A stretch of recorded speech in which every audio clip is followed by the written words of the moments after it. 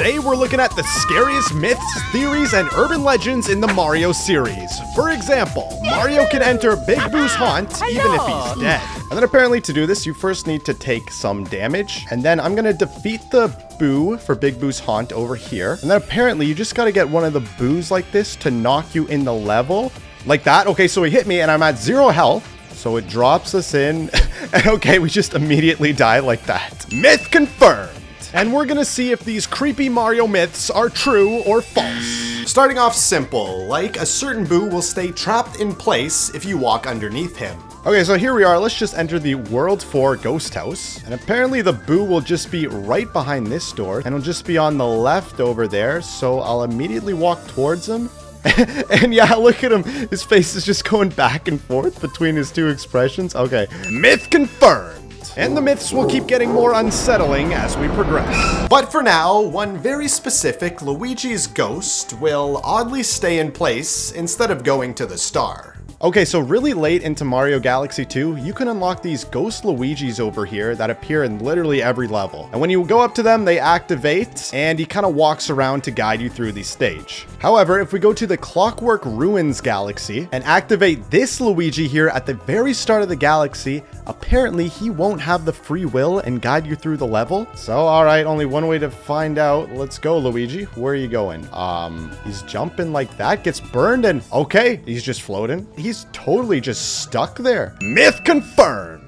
There's a wall dripping with blood only in the Japanese version of Mario 64. Okay, so I'm playing the American version of Mario 64, and if we go to the entrance of the Princess Peach's slide level, and then go to first person, and if we look at that wall over there, we'll notice it's just the normal brick wall, right? And now I'm playing the Japanese version of Mario 64, because apparently that wall will have blood dripping down on it in this version. All right, so first person, and yeah, it's a totally different texture. And that definitely looks like blood kind of dripping down it. Looks like it's some sort of texture glitch. That looks almost like a curtain, a red curtain texture. Myth confirmed. You can defeat the Mad Piano from Mario 64. Oh yeah, the most infamous, scariest, undefeatable enemy in this game can actually be killed? Well, if you look at the official Nintendo strategy guide for Super Mario 64, we can see that it gives you a brief description of this enemy. But it's a bit odd, because it claims that with a lot of effort, you can beat the piano, but you won't get anything for doing so. So was there like a really secret method to defeat him that no one had tried yet? Well, not exactly. In fact, there is no method to kill the piano, nor do any in-game files show it in a defeated state. It turns out that this was simply a weird error in an old guidebook that misled players. Myth busted! Now, before we dive into the truly terrifying myths like a killer toad hidden in Mario 64, first let's explore a few that are less creepy. So subscribe now, or the killer toad will follow you home. There's a creepy Luigi sprite hidden in the fog in the deep black jungle drift level. And already, like right off the bat, it's a pretty ominous looking level. Okay, but at the very end of the level, instead of hitting the flagpole, apparently you just want to look out here and you'll see Luigi creeping in the distance. What if can we tilt like the camera? Oh, there he is. Look at him, his little sprite creeping behind that tree. Myth confirmed. If Mario bonks before landing in the poison water, then his head will shrink before his gruesome death. Okay, so we're at the very first level in Bubble Breeze Galaxy, and here, as you can see, there's a bunch of this deadly poison all over the level. So supposedly, if you bonk off like the side of this little ground here, and then land in the poison, then Mario's head will shrink down to a ridiculously small size as he's drowning. Long jump, bonk, okay.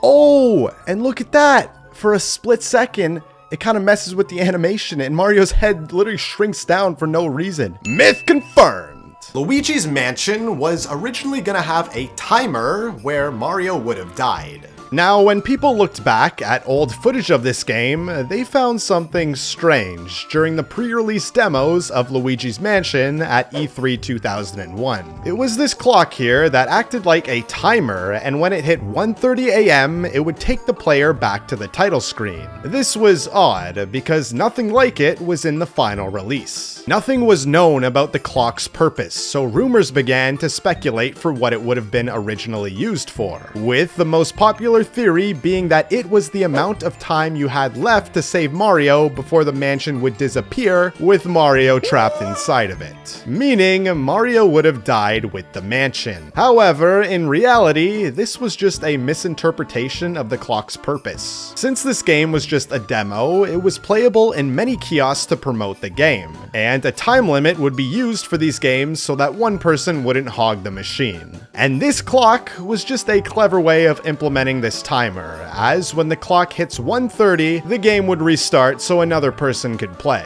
It was never intended to be a game mechanic. Myth busted! In the 6th mission of Serena Beach, the goop is shaped like a boo.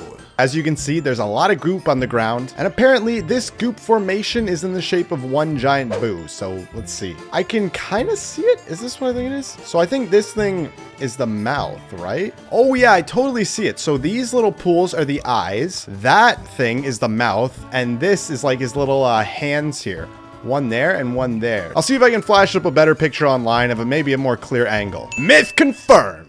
You can get into the creepy black void from Mario 64. Okay, so once you get all the stars in this game, you can go into this cannon here and then launch yourself onto Princess Peach's castle, right? But supposedly, if you use the wing cap to fly and get some height here, and go to this very top section of the castle, if you just jump into this brick wall here...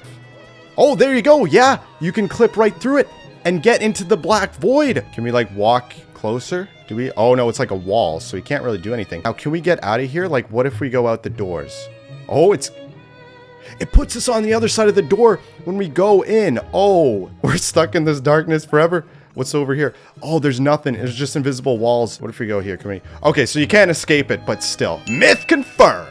Mario is actually dead throughout the entire series. Yes, we've looked at myths that claim Mario is dead in a specific Mario game, but this one tops them all. It all started when someone looked at the ending of Donkey Kong Jr., where Mario falls down after DK is rescued. In the NES version, he lies motionless with a halo over his head, suggesting he actually dies. And ever since this game, everything about Mario has changed. He got a new girlfriend, left behind the realistic construction site setting, and entered a surreal land filled with talking mushrooms and giant turtles. Combine all that with the fact that he now has multiple lives in this mysterious land, has caused some people to believe that this could only mean he's been in purgatory ever since, endlessly chasing a princess as a punishment for his crimes against Donkey Kong. But there's a flaw in this theory. While Mario has multiple lives, so does Donkey Kong Jr. in his game.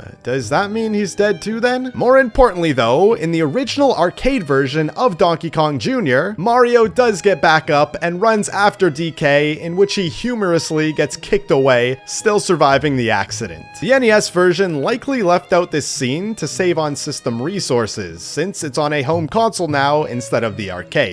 Myth busted! The baby Yoshi will float in place if you throw him off screen in the scrolling ghost house sections. Okay, so I'm just gonna hit this baby Yoshi over here, and let's just head into the Frosted Glacier ghost house. And the whole mechanic here is that this house swings left and right like this. And if we go in this first door here, this next section will go up and down like that. And supposedly if we just throw this Yoshi off screen, like here, then when the screen goes down, we'll just be floating in place. So, oh, there he is.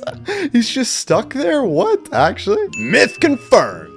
There's a creepy wide-toed enemy that was cut from Paper Mario and the Origami King. Now, when people began digging into the files of this game, they found something very odd. It's this model of Toad with an oversized head, plus he had a blank stare that caused players to feel uneasy when looking at him. What's even more mysterious is that he is never seen at any point in the game, or so people thought, because turns out he was used in the game for one very specific part. He was simply a part of a certain gag in the game where when the player looked through a telescope, this Toad was blocking the entire view. So the player then has to go around to hit the Toad off. And to achieve this effect, they simply stretched out the Toad's head so he would fully cover the telescope. Which is why the body is so small, because you were never supposed to see it. So while while this model is in the files, it's not like a creepy hidden enemy in this game. Myth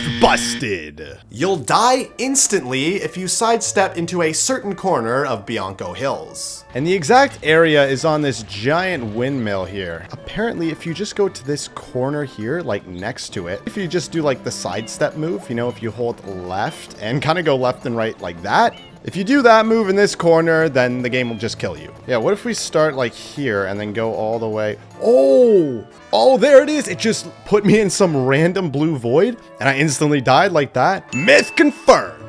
Mario will lose his arms if he falls asleep next to the Whomp's Fortress structure. Okay, so normally if you just leave Mario like this and don't press any buttons, then after a while the camera will zoom in and Mario will sit back to take a nap like that. However, if you just wait with a wall behind you like this, then Mario will get insomnia or something because he doesn't fall asleep and never will.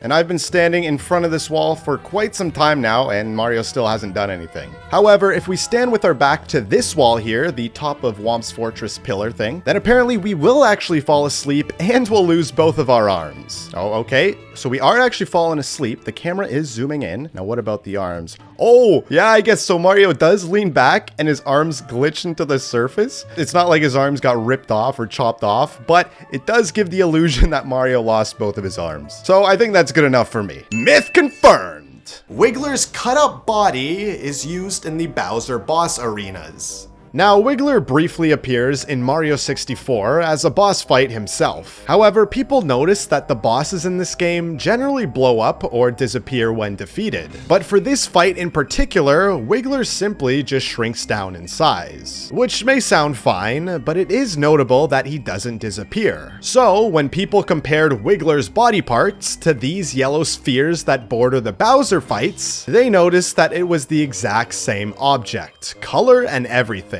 This caused people to speculate that Bowser used Wiggler's body as a twisted way to decorate his boss stage after Wiggler failed to stop Mario. Now already, I gotta admit, that sounds pretty out there, but hey, I'll give all these myths a fair chance. How can we prove it one way or another? Well, this is simply just the developers using the same sphere asset in multiple areas to save on space, which was done a lot in games around this time. This sphere, in fact, has been used in many other instances in this very game using various colors too. So the fact that these two assets share the similar color is merely a coincidence. Myth busted! You can see a bunch of doors and Toad in the creepy black void in Jolly Roger Bay if you come in from the second castle floor. Okay, so normally if we go to the Jolly Roger Bay room and go up to this little hole here, if we go to first person, you can kind of see through the wall, but normally it's just this black void, like there's nothing in it. But supposedly if we go to the second floor door and then come back into the main room and then go back into that same little cubby, right? If we go to first person, we should now see some doors and Toad in this creepy black void. So let's just go first person, tilt the camera, and okay, we see Boo, so there's that too.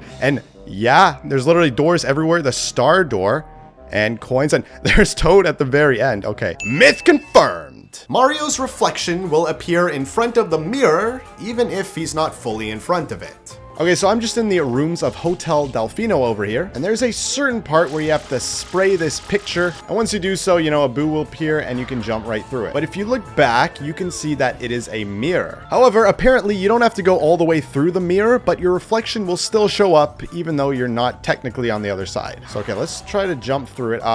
Okay, so you can stand inside, but your reflection doesn't appear at all. What if I, oh, there it is. The duller colored Mario, that's my reflection, even though I'm not even there. And I'm just like sticking out my nose, essentially. Myth confirmed! The Toads in Mario 64 can actually attack the player. This was a story that was posted online about a player that experienced weird things while playing Mario 64. Apparently, he hadn't touched this game in a while, as it was just hidden up in his attic until he wanted to go back and relive some old memories. At first, everything seemed normal as the player collected a few stars. But then, after he exited the Bob-omb Battlefield painting, a Toad came up to Mario and started saying some creepy things, like, "It's all your fault," and quote, "You'll pay for this." The player thought that was odd, but went back to collecting the next star. And when he came out of the same painting again, Toad was standing there waiting for Mario this time. However, now the Toad was standing in front of Luigi's dead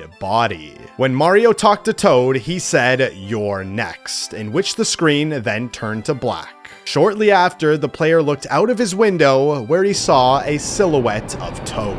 Yeah, that is some truly creepy stuff. But once again, this is just a fake story that was posted online. And how do I know this for sure this time? Well, it's because I made up the whole thing. Yes, get epically pranked, my viewers. I've read enough of these creepy fake stories to know how they go at this point, so I made one up myself. The Toads from Mario 64 will not come and attack you in real life. Myth busted!